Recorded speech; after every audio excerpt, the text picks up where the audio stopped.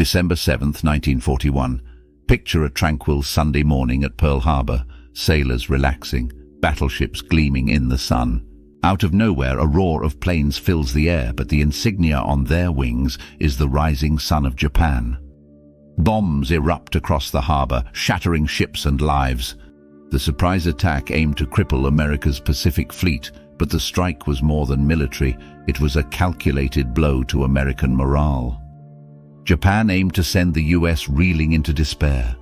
But why would they make such a risky gamble? What drove Japan to the very edge? This isn't a tale that began on that fateful morning. It's a complex web of clashing empires, of shifting power balances, of a world teetering on the precipice of total war. The 1930s were a decade of extremes. The boom and bust cycle of the global economy left deep scars. America, reeling from the Great Depression, was understandably wary of being drawn into foreign conflicts. It had barely shaken off the trauma of the First World War. Yet across the vast Pacific Ocean, Japan, an island nation bursting with ambition and dreams of empire, was on a collision course. Their aggressive expansionism wasn't just about territory. Japan desperately needed resources, oil, steel, rubber, to fuel both its industries and its military machine. The brutal invasion of Manchuria in 1931, followed by a full-scale war against China in 1937, had drained those reserves. Each conquest brought international condemnation, but it also fueled Japan's hunger. They looked to Southeast Asia, Malaya with its rubber plantations, the oil fields of the Dutch East Indies, a treasure trove to keep their war machine grinding onward. Yet, these potential conquests would pit them directly against Western powers deeply invested in the region. This is where America enters the equation. Beyond the humanitarian concerns over Japanese atrocities, their expansion threatened America's economic interests in the Pacific and its own colonial holdings like the Philippines. President Roosevelt, no wilting flower himself, recognized the threat.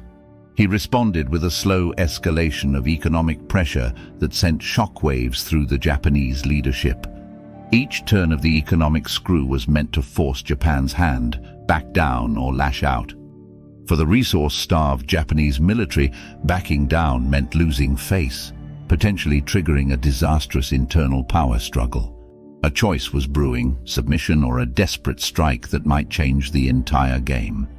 But to attack the United States directly seemed like a gamble beyond madness, yet it became the path they would walk. Yamamoto's gamble wasn't based on outright victory, but on shocking the US so profoundly that they would sue for peace, however begrudgingly. His plan wasn't to conquer America, but to destroy the heart of its naval power in the Pacific, the battleships stationed at Pearl Harbor.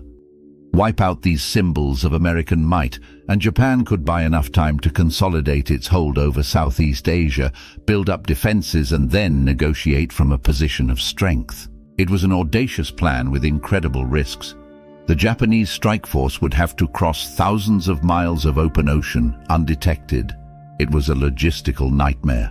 If the Americans caught even a hint of their approach, the attackers would be sitting ducks, and even if successful, the Japanese knew that America's industrial power would guarantee a long and bloody war of vengeance.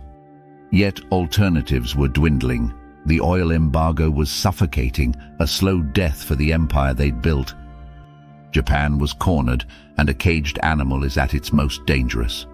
Pride, desperation, and a desperate belief that America was inherently weak-willed fueled their decision. They were wrong, so spectacularly wrong, that it would shape not just the war, but the world order for generations. Pearl Harbor, despite its devastation, became a catalyst. It ignited a fury within the sleeping giant. Isolationism vanished overnight, replaced by a wave of patriotism and a war effort of unimaginable scale.